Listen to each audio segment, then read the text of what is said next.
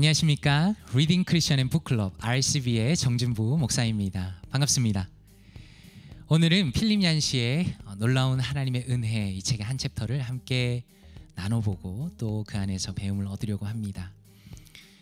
오늘 함께 나눌 챕터는 9번째 챕터 복수입니다. 지난 시간에 이어서 용서의 반대편에 있는 복수가 무엇인가에 대해서 한번 나눠보는 시간입니다. 요약을 통해서 그 내용을 잠깐 살펴보도록 하겠습니다. 얀시는 내용을 이렇게 풀어갑니다. 은혜를 지지하는, 우리가 왜 은혜를 베풀어야 하는가에 대한 가장 강력한 논거는 바로 그 반대, 비은혜의 세상을 볼 때 우리가 은혜를 베풀어야 한다는 것을 확실히 알 수 있다 말합니다. 비용서, 비은혜가 지배하는 곳에는 마치 뉴턴의 법칙처럼 한 법칙이 항상 작동하는데 모든 만행마다, 모든 악행마다 그와 똑같은 역방향 만행이 뒤따라야 한다는 것을 보여준다는 것이죠. 다시 말해서 비은혜의 세상에는 복수가 무조건 따른다라는 것입니다. 복수의 논리에는 한 가지 약점이 있습니다. 치명적입니다. 복수에는 끝이 없다는 것입니다. 복수라는 것은 무엇입니까? 상처받은 만큼 갚아주고 싶은 욕망이죠. 문제는 원하는 바를 결코 얻을 수 없다는 것입니다. 양편은 동점을 이룰 수가 없습니다. 서로 계속 갚기 때문이죠.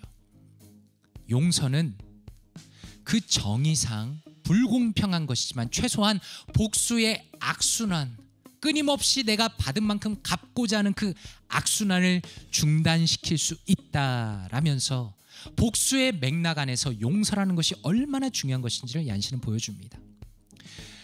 얀시는 이 인류의 역사 가운데 은혜가 힘이 있었다는 걸 보여주고자 합니다. 링컨이나 간디나 마틴 루터킹 같은 위대한 지도자들은 어땠습니까? 세상이 비은혜로 작동하는 그것에 맞서서 최고의 값을, 희생을 치름으로써 화해를 만들어내는 국가적 분위기를 조성했다는 것입니다. 용서라는 것이, 은혜라는 것이 힘이 있다는 것이죠. 그것은 국가적인 규모뿐만 아니라 개인적으로도 마찬가지다라고 말합니다. 예를 들어서 고든 윌슨이라는 분이 있습니다. 그분은 IRA라는 무장 테러 단체의 폭탄으로 인해서 딸을 잃었습니다. 딸은 아빠에 대한 사랑의 말을 자신의 삶의 마지막 순간에 남겼습니다. 고든 윌슨은 딸을 죽인 이들을 용서하였습니다. 결국에는 존경받는 국회의원이 되었습니다. 많은 사람의 마음에 깊은 감동을 주었습니다. 요한 바오로 2세도 자신의 암살을 거의 성공한 일을 용서했습니다. 어떤 분이 이 내용을 통해서 교황은 거창한 세상의 일들은 사실은 인간의 기본 감정, 즉 미움이냐 사랑이냐에 대해서 사랑이냐를 가지고 결정되거나 혹은 영향을 받는다는 것을 이 교황의 태도를 통해서 알 수 있었다라고 말하였습니다. 교황은 예수님의 모본을 따른 것이지요. 예수님은 어땠습니까? 유대교의 엉터리 재판이 있었습니다. 이 엉터리 재판은 역사상 유일한 가장 완벽한 인간에게 사형 선고를 내렸죠. 그러나 예수님은 십자가에서조차 회개치 않는 이들을 용서하시는 역방향의 선고를 통해서 비용서의 그 세상의 법에다가 영원한 타격을 가하셨다라는 문학적인 표현을 사용합니다. 그리고 예수님은 그 자리에 있었던 사람들만 용서하신 것이 아니라 그분의 마음에는 단지 처형자들만이 아니라 우리가 있었다는 겁니다. 십자가에서 예수 그리스도께서는 물고 물리는 그 복수의 비용서의 법에다가 종지부를 찍으셨습니다. 용서가 없다면 과거라는 괴물이 언제 동면에서 깨어나서 현재와 미래를 삼킬지 모른다라고 경고하면서 이 챕터를 마무리하고 있습니다. 그렇다면 책 안의 한마디를 통해서 이 내용을 조금 더 살펴보기를 원합니다. 아까 말씀드렸던 윌슨이라는 분의 내용입니다. 폭탄이 터지자 윌슨은 20살 난 딸 마리와 함께 콘크리트 벽돌 더미 1.5m 아래 갇혔다. 아빠 정말 사랑해요. 구조대를 기다리는 동안 아버지의 손을 꼭 쥐고 있던 딸이 마지막으로 남긴 말이다. 당시 정치가들이 한 말은 아무도 기억하지 않는다. 하지만 고든 윌슨의 말을 들은 사람은 그 누구도 그 고백을 평생 잊지 못할 것이다. 그의 은혜는 폭파범들의 파렴치한 그들의 정당화하는 논리를 이기고 우뚝 솟았다. 딸을 잃었지만 원한은 없다. 상대를 욕한다고 마리 윌슨이 살아나지 않는다. 오늘 밤 그리고 매일 밤 나는 하나님께 기도할 것이다. 저들을 용서해 달라고 라고 고든 윌슨의 내용을 얀시가 인용하고 있습니다. 굉장히 감동적이죠. 그렇다면 이 내용을 가지고 말씀으로 한번 바라보길 원합니다. 레위기 19장 18절 말씀입니다. 원수를 갚지 말며 동포를 원망하지 말며 내 이웃 사랑하기를 내 자신과 같이 사랑하라. 나는 여호와니라. NIV 성경은 이렇게 번역했습니다. Do not seek revenge or bear a grudge against one of your people, but love your neighbor as yourself. I'm the Lord. 이렇게 번역했습니다. 아주 짧은 부분입니다. 맥카서 스터디 바이블에서는 존 맥가더 목사님은 이렇게 적어 놓으셨습니다. This called the second great commandment is the most often quoted Old Testament text in the New Testament. 이렇게 해석했습니다. 그리고 그 뒤에 마태복음, 마가복음, 누가복음, 로마서, 갈라디아서, 야고보서 쭉 인용한 구절들을 적어 놓았죠. 이런 의미입니다. 두 번째로 큰 계명이라고 불리는 이 말씀은 신약에서 가장 자주 인용되는 구약 본문입니다 라고 말씀합니다. 너무 중요하죠. 혹시 이 부분을 알고 계셨습니까? 내 이웃을 내 몸처럼 사랑하라는 이 말씀은 신약 성경에서 가장 많이 인용되는 구약 본문입니다. 우리의 신앙의 핵심이라는 것이죠. 그렇다면 이 부분에 있어서 RCB의 관점으로 조금 더 살펴보기를 원합니다. 얀시는 용서가 힘이라고 이야기합니다. 보통 사람들은 용서하는 것이 나약한 사람들이 하는 것이라 생각합니다. 그러나 얀시는 용서가 힘이라고 말합니다. 용서가 불공평해 보이죠. 사실입니다. 그러나 용서는 나를 과거로부터 놓아주고 다른 사람을 변화시키면서 현실에서 관계의 회복을 가져다주는 진정한 힘이라는 것입니다. 얀시는 용서가 힘이 있다는 것을 개인적 차원에서뿐만 아니라 세계적인 차원에서 힘을 발휘한다는 것을 보여주고 싶어합니다. 우리는 많이 놓칩니다.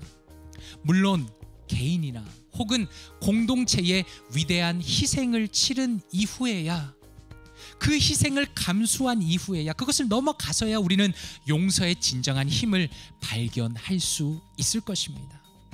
하나님께서는 우리에게 항상 적극적인 삶을 요구하신다는 생각을 했습니다. 그것은 우리는 숨어있는 삶이 아닙니다. 단순히 원수를 갚지 않는 수준에서 멈추는 것도 아닙니다. 더 나아가서 성경은 원수를 사랑하라라고 요구하십니다. 이웃을 사랑하라라고 말씀하신 그 구절이, 이웃을 사랑하라라고 말씀하신 이 구절이 신약에서 가장 많이 인용된 구약 구절이고 하나님 사랑에 이은 두 번째 큰 계명이다라는 것입니다. 놀랍지 않습니까?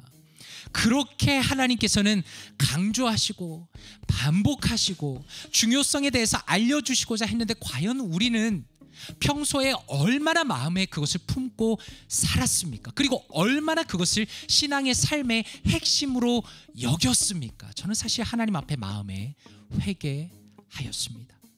얀시는 용서만이 우리의 삶을 미래로 열어가는 유일한 길이다라고 말합니다. 그리고 계속적으로 예수님이 그 길을 열어주셨다는 것입니다. 그리고 우리가 그것을 따라야 한다는 것입니다.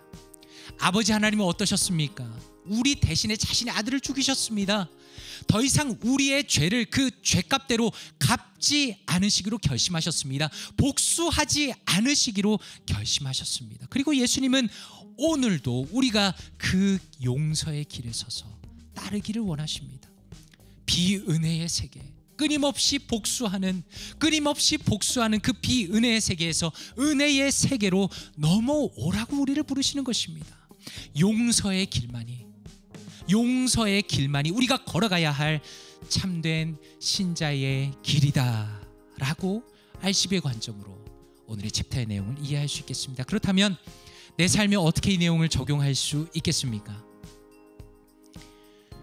저는 지금 영상을 보시는 분들의 삶과 그 마음을 다 알 수 없지만 한번 곰곰이 스스로 생각해 보십시오. 당신은 누군가에게 복수를 해보았거나 생각해 본 적이 있습니까? 그렇다면 당신의 복수가 어떤 결과를 불러올지에 대해서 심각하게 생각해 보십시오. 복수는 복수를 불러옵니다. 복수는 세상을 망가뜨립니다. 복수는 나 자신까지 망가뜨립니다. 복수에 대해서 심각한 그 결과를 생각해 보아야 합니다. 그리고 두 번째입니다. 당신은 용서의 힘을 경험하기 위해서 대가를 치를 준비가 되어 있습니까? 용서라는 것은 그저 아무런 대가 없이 얻어지는 것이 아닙니다. 우리가 어떤 희생을 치러야만 그 용서의 결과를 볼 수 있습니다. 만약에 우리가 용서할 용기가 없다면, 그 대가를 치를 준비가 되어 있지 않다면 하나님께 용서의 대가를 감당할 수 있는 용기와 힘을 달라고. 그래서 하나님께서 원하시는 그 놀라운 용서의 결과와 그 은혜의 결과들이 우리 삶에 이루어지게 해달라고 그렇게 기도하시고 적용하시면 좋겠습니다. 그 내용을 가지고 함께 기도하며 마치겠습니다. 기도하겠습니다. 아버지 하나님, 감사합니다. 복수와 복수가 횡행하는 이 세상 가운데 우리의 죄를 갚지 않으시고 복수하지 않으시고 하나님의 자녀를 죽이심으로, 하나님의 아들을 죽이심으로 이 세상 가운데 진정한 용서와 은혜의 결과를 이끌어내시니까 하나님의 놀라운 은혜에 감사드립니다. 하나님, 우리가 복수하지 않기 원합니다. 용서하길 원합니다. 하나님께서 이웃 사랑하기를 내 몸처럼 하라 하신 그 말씀이 가장 적극적인 은혜를 베푸는 그 말씀, 우리의 삶 가운데 있기 원하며 우리의 삶 가운데 언제나 용서의 삶이 있기 원합니다. 하나님, 어렵습니다. 용서하기가 너무나 어렵습니다. 그 대가를 치르기가 겁이 납니다. 하나님, 도와주셔서 우리가 마땅히 치러야 할 그 대가를 감당할 수 있도록 도와주시고, 성령 하나님이 주시는 그 능력으로 우리가 용서의 삶을 살아갈 수 있도록, 복수의 삶을 이겨낼 수 있도록 주여 도와주시옵소서. 우리의 삶을 통해 나타내실 하나님의 은혜를 기대하며 살아계신 예수 그리스도 이름으로 기도 드리옵나이다. 아멘.